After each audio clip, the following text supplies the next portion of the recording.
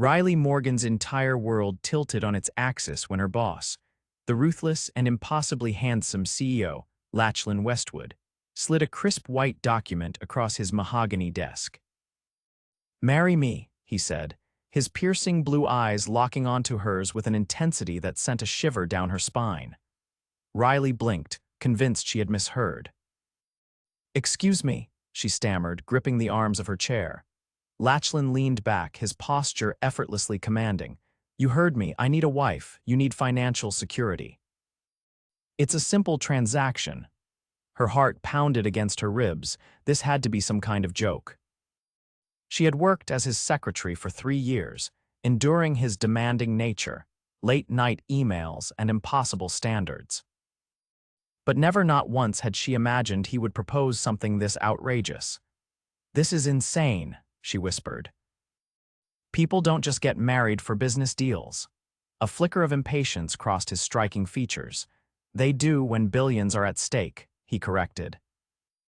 "My board is pressuring me to settle down. Investors want stability." And my father, his jaw tightened. "He made it clear that, unless I marry within the year, I'll lose control of Westwood Enterprises." Riley's breath hitched. Billionaire problems. She had spent her entire life scraping by, working 2 jobs to pay off her late mother's medical bills. The idea of marrying into a life of luxury was tempting, but it also felt dangerously close to selling her soul. "And what do I get out of this?" she asked, her voice steadier than she felt. Lachlan's lips pressed into a firm line. $5 million. Her mouth went dry. $5 million, enough to wipe away her debts, secure her future, and never worry about money again. "Why me?" she asked, still trying to grasp the absurdity of the situation. "You're efficient, discreet, and already know how to handle me," he said simply. "I don't have time for courting or complications. You're the logical choice." Logical, as if marriage was just another business merger. The weight of the decision settled on her chest. She could walk away and continue struggling, or she could sign the contract and change her life forever. She exhaled sharply.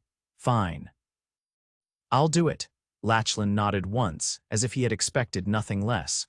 "We marry next weekend." And just like that, Riley Morgan became the future wife of the most powerful billionaire in New York. The wedding was a whirlwind of luxury. A custom-made gown, diamond-encrusted heels, and a ceremony held in a private estate overlooking the ocean. The guest list was filled with business moguls, celebrities, and socialites.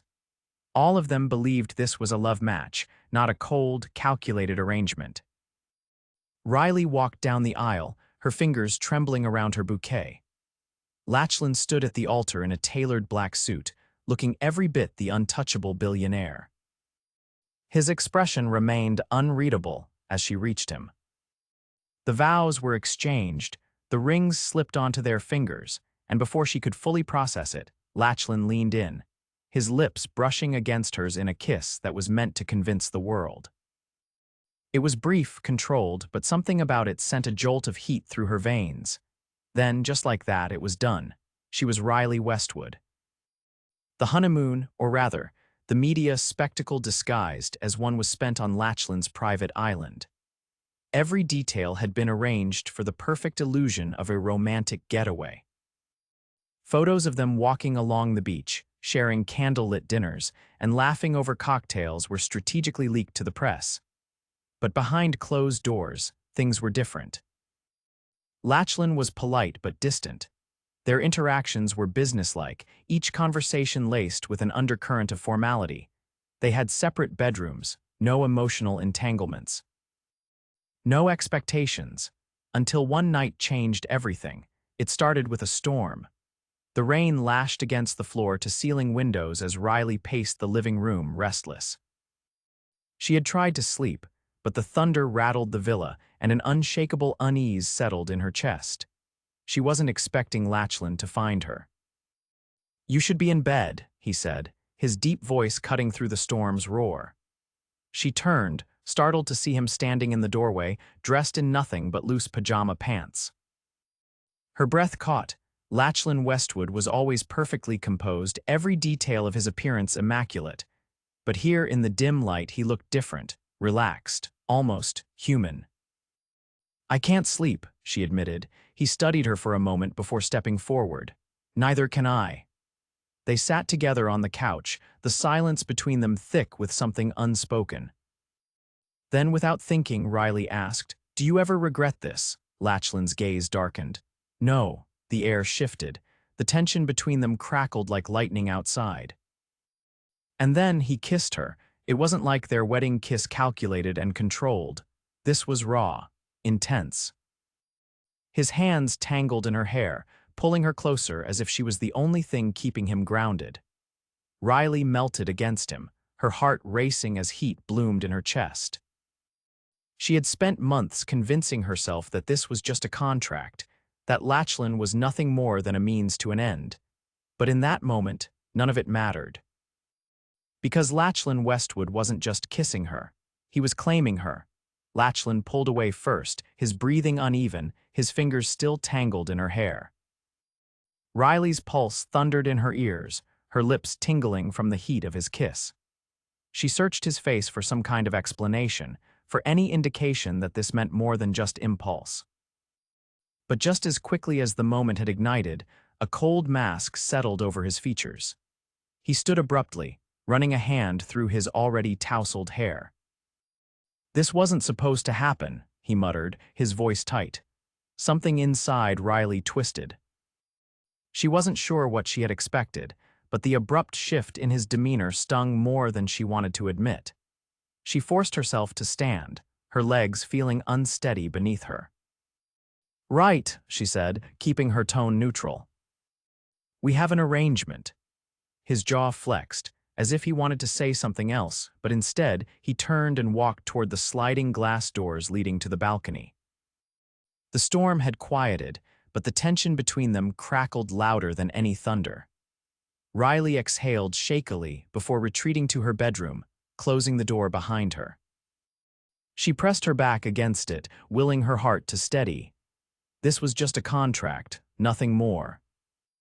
And yet, as she lay awake in bed, she couldn't shake the feeling that something had shifted between them.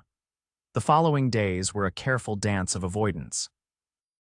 Lachlan buried himself in work, taking calls from his office in the villa, his expression unreadable whenever their paths crossed. Riley tried to convince herself that nothing had changed, that she could continue playing the role of his wife without letting that kiss consume her thoughts. But the shift was undeniable. Every glance he sent her way lingered too long. Every accidental touch sent a charge through her veins. Every moment they were alone felt heavy with something unspoken. One evening, as she sat by the infinity pool, staring at the horizon, Lachlan approached. "I need you to attend a gala with me next week," he said, his voice clipped, as if he were forcing himself to keep it professional. She turned to face him, her fingers tightening around the stem of her wine glass. "Of course, it's part of the arrangement after all." A flicker of something unreadable crossed his face. "Yes." "The arrangement," she nodded, looking back at the water. "I'll be ready." He hesitated before walking away, and for the first time, she realized something unsettling. Lachlan Westwood, the man who commanded boardrooms and made billion-dollar deals without flinching, was avoiding her just as much as she was him. The night of the gala arrived, and Riley stood in front of the full-length mirror in their penthouse suite, smoothing down the fabric of her deep emerald gown. The dress had arrived earlier that day, an unexpected gift from Lachlan. She should have questioned why he had chosen this particular color. The very shade he had once casually mentioned was his favorite on her, but she pushed the thought aside. She turned at the sound of the door opening. Lachlan stood at the threshold, dressed in a perfectly tailored tuxedo, his gaze locking onto her. For a brief moment, he said nothing. Then his voice came low, nearly hoarse. "You look stunning." Heat crept up her neck, but she forced herself to keep her composure. "Thank you."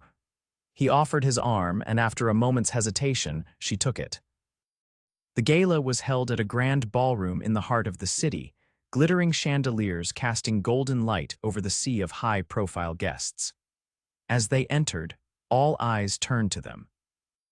Lachlan's grip on her waist tightened ever so slightly, a silent reminder of their roles. The perfect billionaire and his devoted wife. She played her part flawlessly, smiling at the right moments, engaging in polite conversation, laughing at the appropriate times. Yet beneath the surface, the unspoken tension between them simmered. Then came the moment she hadn't anticipated. A journalist approached, microphone in hand, camera crew trailing closely behind.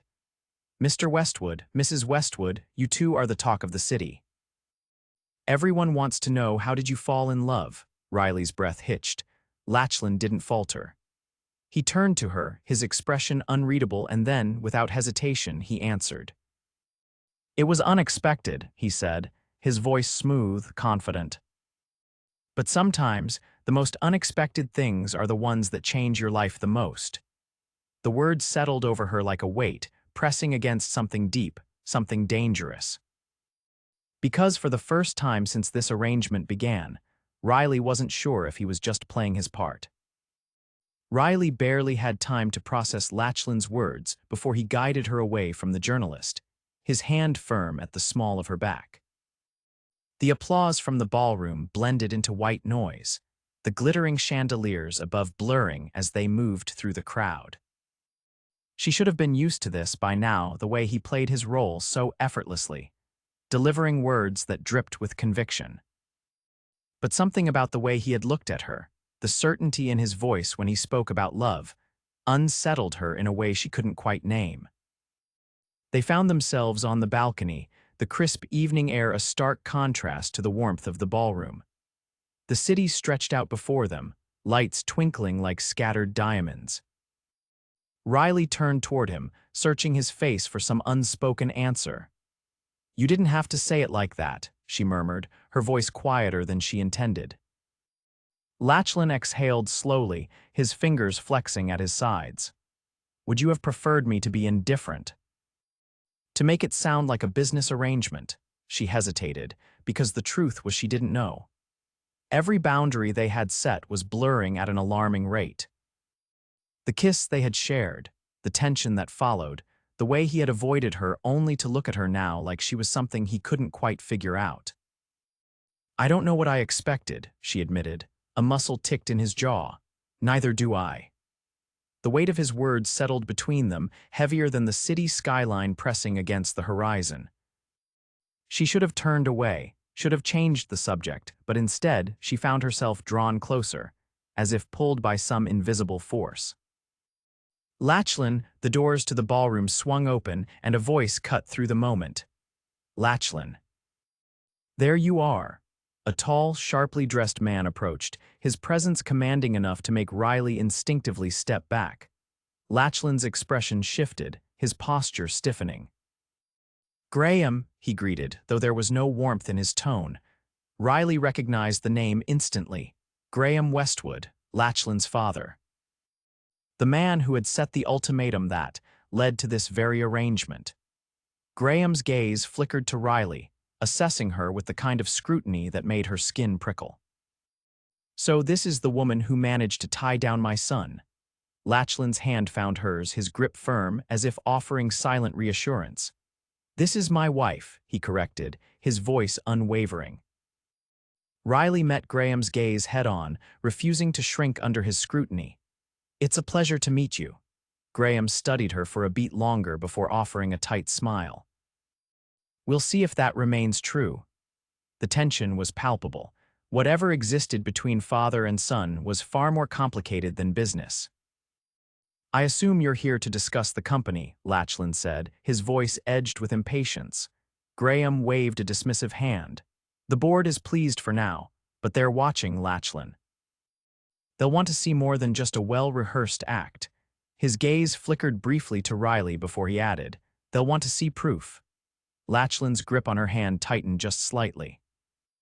"They'll get it." Graham's expression remained unreadable, but something in his eyes suggested he wasn't entirely convinced. With a final glance at Riley, he turned and strode back into the ballroom, disappearing into the crowd. The moment he was gone, Riley exhaled, the weight of the encounter still lingering. He doesn't believe us.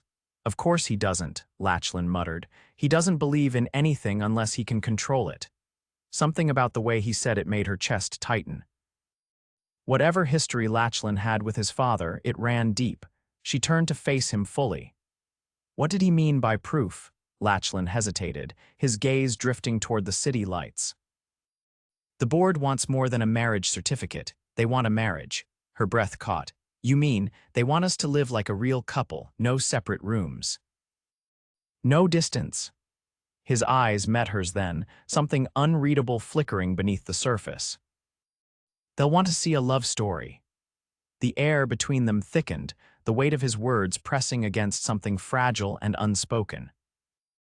And for the first time, Riley wasn't sure if she was playing a role anymore.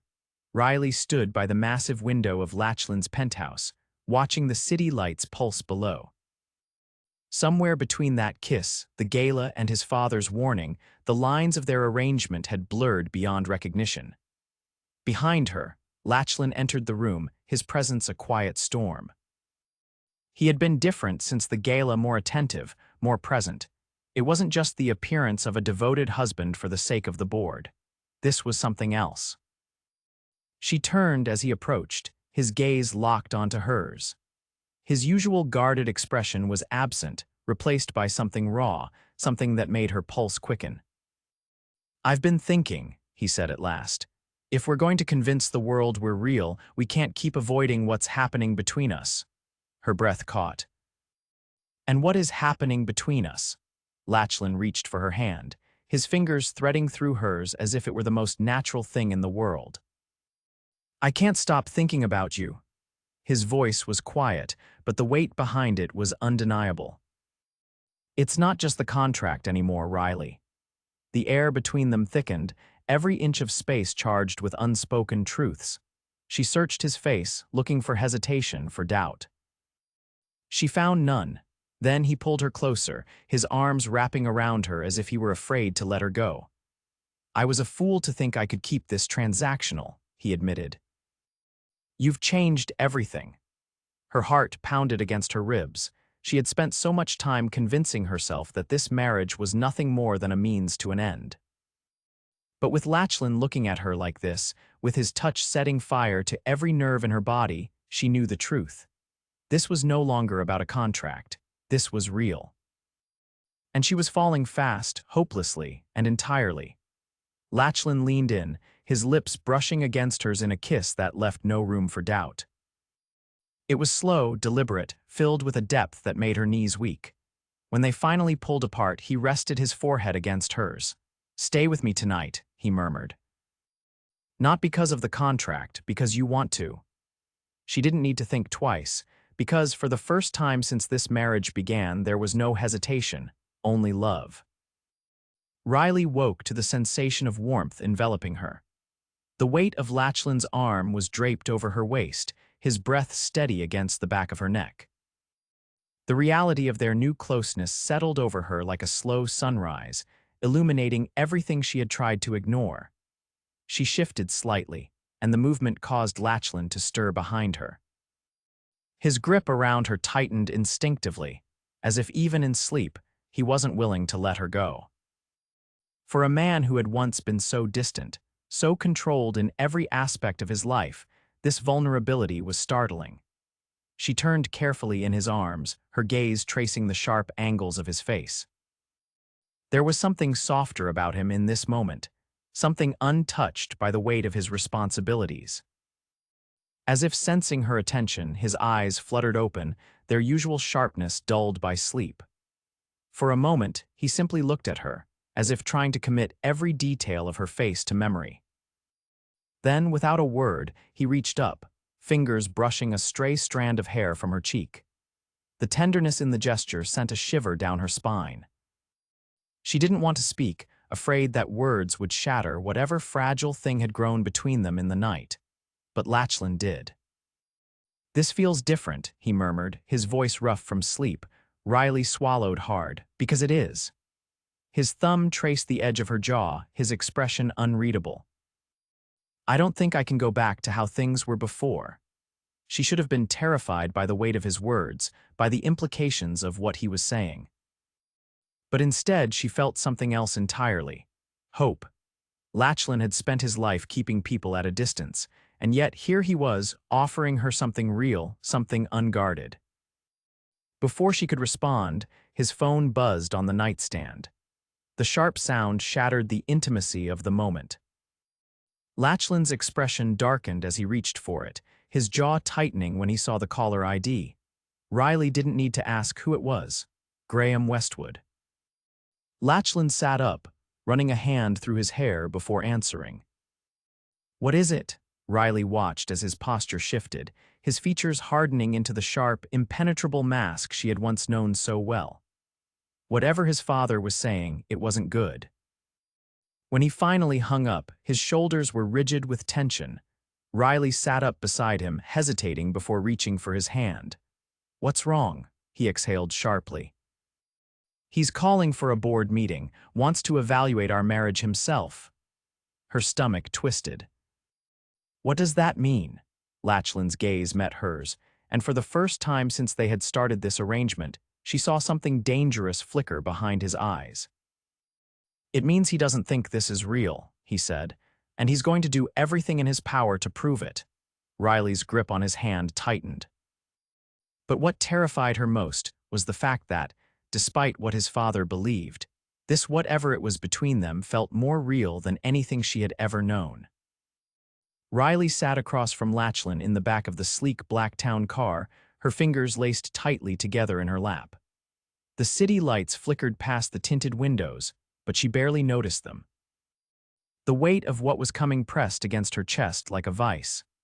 Lachlan was unreadable beside her, his posture rigid, his gaze fixed out the window. The tension in his jaw was the only indication that his father's impending board meeting had rattled him. She reached for his hand without thinking. His fingers twitched at the contact, but he didn't pull away. Instead, he turned his palm upward and threaded his fingers through hers. It was such a simple thing, but the significance wasn't lost on her. They weren't just acting anymore. The car slowed before the towering Westwood Enterprises building, its glass facade gleaming under the city's glow. The moment they stepped inside, the air grew thick with expectation. The boardroom stretched before them, a long, polished table surrounded by men and women in crisp suits. At the head sat Graham Westwood, his presence commanding even in silence. Lachlan's grip on her hand tightened ever so slightly. Then, just as quickly, he released her, stepping forward with the kind of confidence that left no room for doubt. "Let's not waste time," Lachlan said. "You called this meeting to question my marriage. So go ahead." A low murmur rippled through the board members, but Graham remained impassive, his sharp gaze shifting to Riley. "You expect us to believe this is real," Graham said, his voice measured. "Yet I see no evidence of a true partnership. You have separate lives, no shared business ventures." "No," he paused, his lips pressing into a thin line, "plans for the future." Riley's stomach twisted. She had spent weeks navigating the complexities of this arrangement, but nothing had prepared her for this moment. Lachlan's expression darkened. "We don't owe you proof." Graham leaned forward, steepling his fingers, "but you do owe the company stability. And a marriage built on convenience is not stability." Silence stretched between them, the weight of expectation suffocating. Then, without hesitation, Riley spoke. "You're wrong," she said, her voice steady. "This marriage is real, not because of a contract, not because of the company, but because I love him." Lachlan's head snapped toward her, his blue eyes sharp with surprise. She swallowed hard, keeping her gaze locked on Graham. "You wanted proof. There it is." The room fell into stunned silence. Lachlan moved then, stepping beside her, his gaze never leaving hers. And when he spoke, his voice was softer than she had ever heard it. "I love you too," her breath caught. He turned back to the board, his hand finding hers once more. "This marriage isn't for show, it never was." Graham studied them, his expression unreadable. Then, after what felt like an eternity, he exhaled, nodding slowly. "Very well." The tension in the room deflated, but Riley barely noticed.